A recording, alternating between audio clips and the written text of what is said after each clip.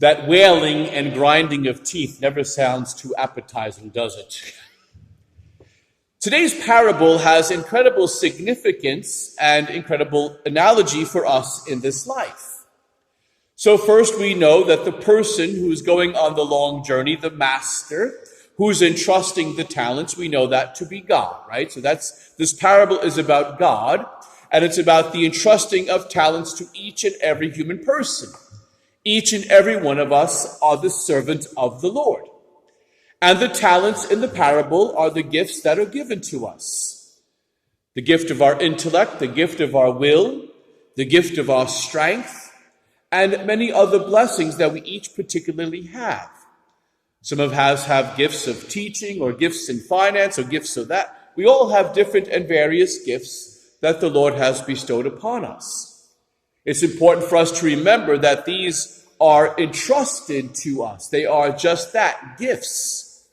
And those gifts, the Lord shows us in the parable that we will be held accountable for how we use those gifts.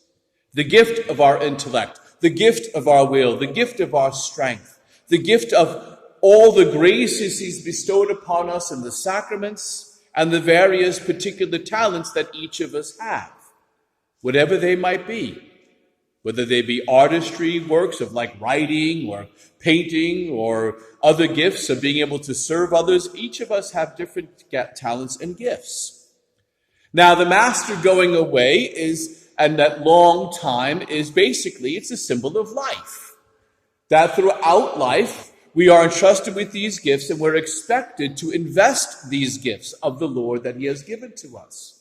He expects us to make double. He's going to one day call us to give an account. And so that return of the master is a symbol of death. It's the moment of death, when the giving of the account of what they did with the talents entrusted is that moment of final judgment. There are 4 things that are eternal. One is death. Death is an eternal thing, right? We're going to die. Boom, that's it. It's going to happen. Second thing is going to be our judgment, that we will stand before God for personal judgment. That is a definite that's going to take place. And then the other 2 is option A or B, heaven or hell. Those 2 are permanent things. We get to heaven is permanent. Hell is permanent. And so in today's gospel, we have our Lord putting these straightforward to us.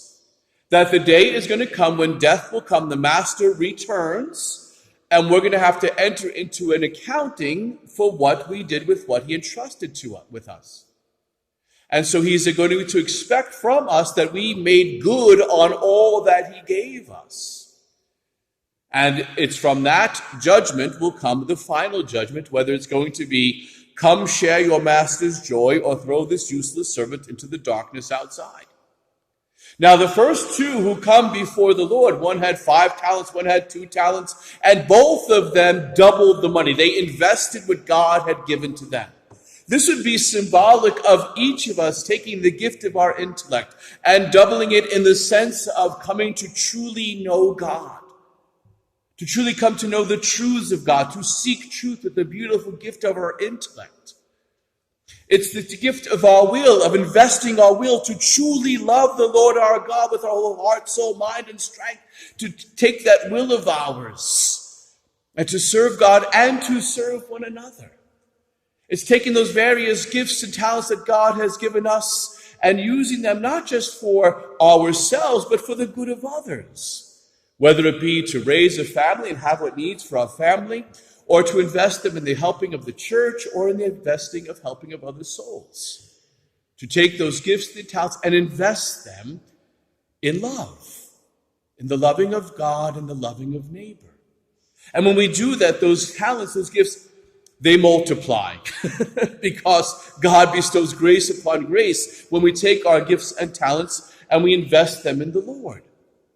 And we see the joy of these 2 where they're like, Master, look, I made double, right? So judgment is not always going to be this scary thing when we stand before God.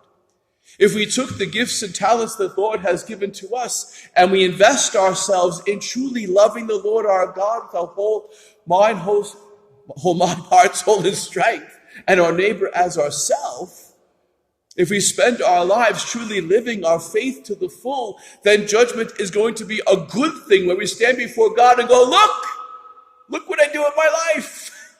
I can give it a good account for it because I truly loved you, Lord, and I truly loved my neighbor. Here it is, Lord, all before you. Here it is. I doubled it. And the Lord will say to us, come share your master's joy. And that's what we want to happen when the master returns and calls us to give an account. You see, when we know God, and we know the truth of God, we know the beauty of God, when we know that amazing person who God is, Father, Son, and Holy Spirit, we know that he's loved, we know his love for us, it makes us want to serve him. It makes us want to take these gifts and talents and to give them back and to serve the Lord because it's an act of love. It's not an act of servitude, of slavery, but it's the servitude of love. When you truly love another, you care for them. You serve them out of love. And so when we know the Lord's love for us, we then want to serve him out of love, not in a servitude of slavery, but in the servitude of love. Because love needs to be in action. Love just can't be words. Love has to be fulfilled in the way we respond, in the way we treat, in the way we act. Now, we look at this other fella who got the 1 talent. When he comes before the Lord in judgment, before the master, he has nothing but excuses. He buried it. He took the gifts of God that were given to him, this gift, and he only had a small thing to be worried. He had one to worry about, and he buries it. And he says, oh, I knew you were a demanding person. You harvest where you do not plant. You gather where you do not scatter. So I hid it. He's got nothing but excuses. He took his gift and he buried it. And so the master says to him, you wicked, lazy servant. He brings up these excuses of why he didn't invest the money, why he didn't invest himself, why he didn't love. And the Lord calls him wicked and lazy. It's interesting, the opposite of the word lazy is diligent, right? A diligent person versus a lazy person. Diligence is actually the Latin word diligere. I can't say it in Latin right now. The Latin word really means to love. It's the coming to know and the knowing then to love. So the word diligence comes from the word to love, and you love because you know. So this fella said he knows the master, but he didn't know the master. As much as he said he did, he didn't. If he truly knew the master, he would have invested it. He claims to know, but he doesn't. He fears, and in fear, he buries. When we truly know God, fear is relieved because we know the love of God for us, and it makes us want to serve. It makes us want to give. This fella is lazy in the sense that he did not know, truly know, and so he did not love. And so really his failure is the failure in love. He failed to love the Lord his God with his whole heart, soul, mind, and strength. He failed to love his neighbor as himself. He turned in on himself, became selfish. The gospel calls us to be selfless, self-gift, to be giving. Where this fella turned in on himself and became selfish, lazy, wicked, focused on himself. Or as I like to say, he worshiped the unholy trinity of me, myself, and I. The gospel turns us out to worship the most holy trinity and then to serve one another and the reverence of one another as well. This poor fellow who spent his life on himself, what he had was taken away from him, and he was cast out into the outer darkness with the wailing and grinding of teeth. Not a happy place. Today, as we reflect upon this gospel, we think about the wonderful gifts that God has given us, and that we have, first of all, the gift of time. So we still have time, so that in the past, if we have been investing not investing ourselves, we have the time to reinvest and to make good on what has been given to us. but really to examine the gifts that God has given to us. The gift of our intellect, am I spending it coming to know God? The gift of my strength, am I spending the strength that I have in truly loving God and truly loving my neighbor? This gift of my will, am I choosing what is good, what is right, what is holy, what is beautiful, what is truly the good?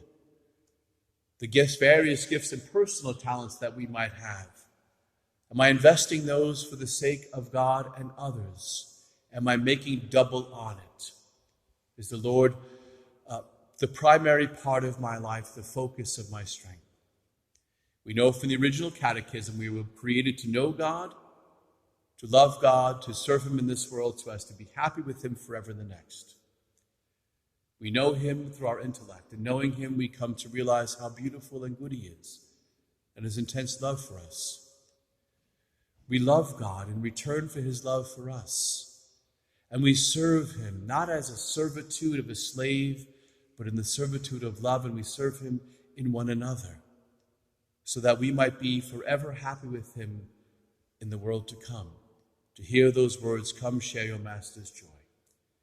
May each of us be truly invested and make double on every gift that God has given to us, that we might truly be people of love, and bring people of love, we become true instruments of peace.